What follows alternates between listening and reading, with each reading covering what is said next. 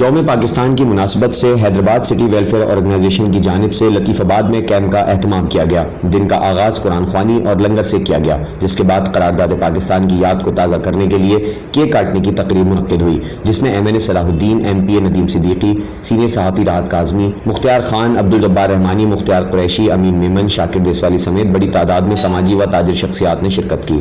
इस मौके पर एक शानदार रैली का भी इनेकाद किया गया, जिसमें कसीर मुहब्ब वतन शहरियों ने शिरकत की और पाक अफवाज के हक में नारे बुलंद किए।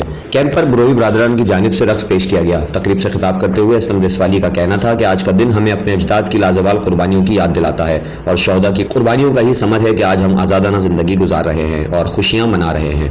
उन्होंने कहा कि हम पर लाजिम है कि अपने बच्चों को अपने अजदाद की कुर्बानियों से आगाह करें और कौमी अयाम को शायान शान तरीके से मनाएं, ताकि बच्चों को आज़ादी की कदर मालूम हो।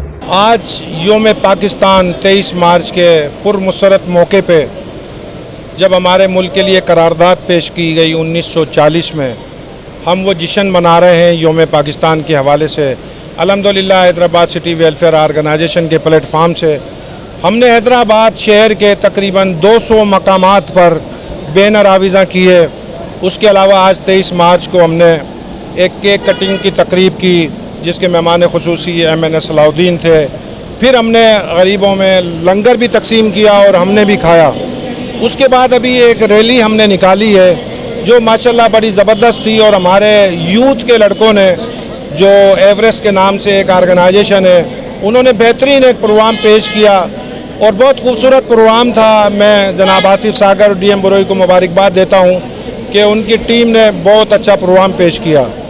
मैं हमारे कारोबारी दोस्तों को एक पैगाम देना चाहूँगा कि अल्हम्दुलिल्लाह आज यौम पाकिस्तान के मौके पे कई कारोबारी तंजीमों ने हिस्सा लिया है और हिस्सा लेना भी चाहिए। उन्हें बैनर आविज़ा करने चाहिए और मुख्तलिफ़ किस्म के जो इवेंट है वो करने चाहिए।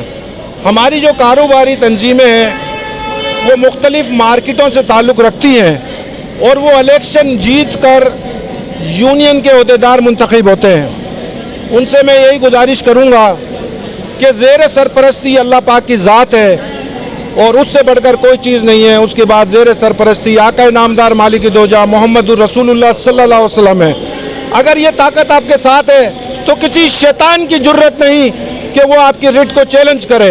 तो मैं तमाम दोस्तों को मशवरा दूंगा कि अल्लाह पे भरोसा रखें, मोहम्मद सल्लल्लाहु अलैहि वसल्लम पर भरोसा रखें और अपने बाजुओं पर भरोसा रखें। जब तुम इलेक्शन जीत कर आते हो तो दूसरों के मोहताज क्यों हो? हमारे पास पूरी कौम थी, मुल्क की ज़रूरत थी। आज इस मौके पे मैं एक पैगाम देना चाहूँगा। आज हमारे पास मुल्क मौजूद है, आज हमारे पास पाक सरजमीन मौजूद है, पाकिस्तान मौजूद है, दुनिया की बेहतरीन सरजमीन मौजूद है। लेकिन अगर कमी है तो एक कौम की कमी है। पहले हमारे पास कौम थी, मुल्क नहीं था। आज हमारे पास मुल्क है, हमें एक कौम की ज़रूरत है। तो आज का मेरा पैगाम है कि हम सबको एक होकर काम करना है। हमें एक कौम बनना है, ना सिंधी बनना है, ना महाजिर बनना है, ना पंजाबी बनना है, ना पठान बनना है। हमने पाकिस्तानी बनना है। पाकिस्तान जिंदाबाद। हम तमाम हमवतनों को मुबारक हो। इस दिन पे 1940 में 23 मार्च 1940 को करारदाद पाकिस्तान पास हुई थी, जिसमें बहुत सारी कुर्बानियाँ दे के ये हमारा वतन बना है।